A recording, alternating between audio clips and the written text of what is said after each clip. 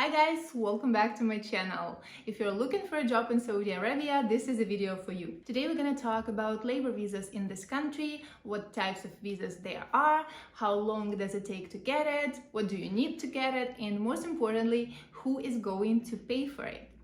Let's dive in. Basically, we're going to talk today about two types of visa: a regular standard work visa or labor visa and e-visa. Let's start with work visa. Work visa is an official and legit way for anyone to work in Saudi Arabia. It is followed by issuance of Iqama, which is a Saudi resident permit.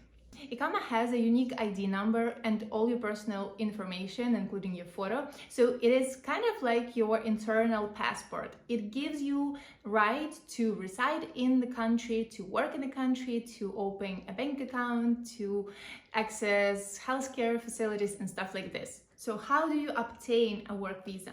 Step one is you have to find a company that would be willing to hire you and to sponsor your work visa. You cannot get your visa any other way. Once you've done that, the procedure is pretty standard. It could differ a little bit in different countries, but in general, you would have to get some documents from your side, which is medical checkup and police clearance. They might also ask you to fill out some applications forms. Plus, they need some documents from the company. That is something that you don't need to worry about. It is always taken care of by the employer, so you just need to get your documents ready. Once both sides got their documents, you are going to Saudi embassy in your country. In different countries, you may apply directly to the embassy or to a visa center that is processing visas for Saudi embassy. After you submitted documents to a visa center or the embassy, you just need to wait a few days to maybe a week or two, depending on your country, and you get your passport with a stamped Saudi work visa in it. Usually it takes about 2 to 3 weeks for both sides to get their documents in order.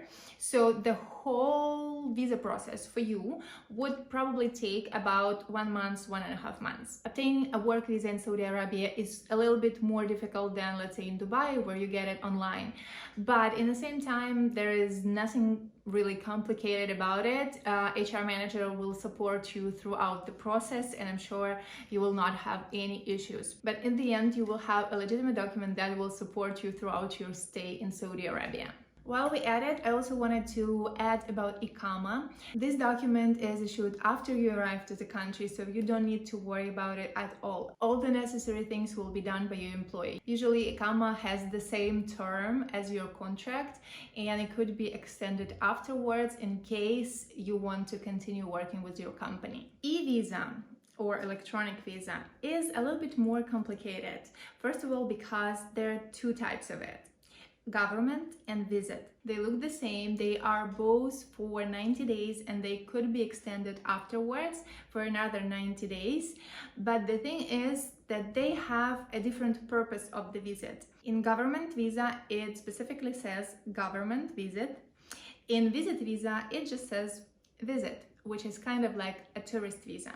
So technically only one of those visas gives you a right to work, and this is a government visa. This type of visas was launched when Saudi season started, when there were a lot of events and they required a lot of stuff from different countries to make it easier for employers and companies who wanted to participate in Saudi seasons. The Saudi government issued this government visa, which allowed for a short period of time, which is 3 months, come and work. And this visa was applicable to any candidate from any country, where electronic visit visa is meant for tourists, to attract more and more visitors to the country, to make the process of coming to Saudi Arabia easier for anyone who wants to visit.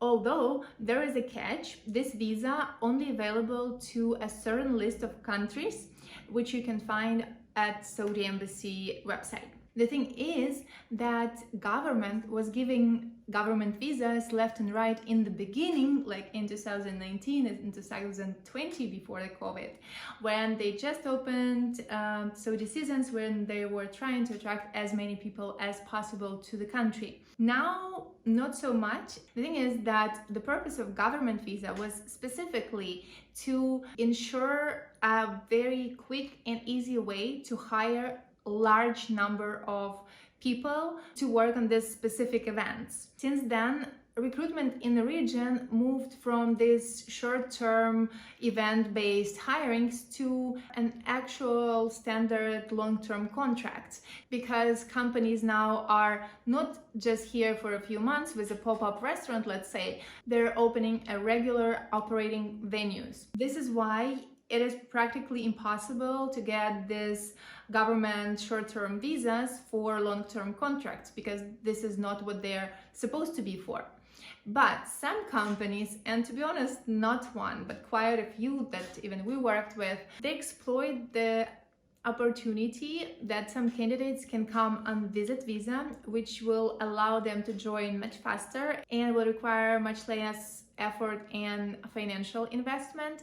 They can come for 3 months, then they can extend for another 3 months, and in general, the candidate could work for 6 months, let's say. The upside is obvious, it's easier for everyone, but this downside is that technically this is not a work visa and you cannot work on visit visa. To be fair, even though it's not technically legal to work on visit visa, since we started working with Saudi in 2019, we didn't have any issues with candidates who did go and work on visit visa. So this is just a risk that you would have to decide if you are willing to take for yourself. Okay, now the juicy part. Who is paying for your visa if you're going to work in Saudi? E-visa costs around $200 and it is paid by the company. Work visa costs a lot more, and besides the cost in the country, there is also a consulate fee in the embassy or at the visa center where you submit your documents.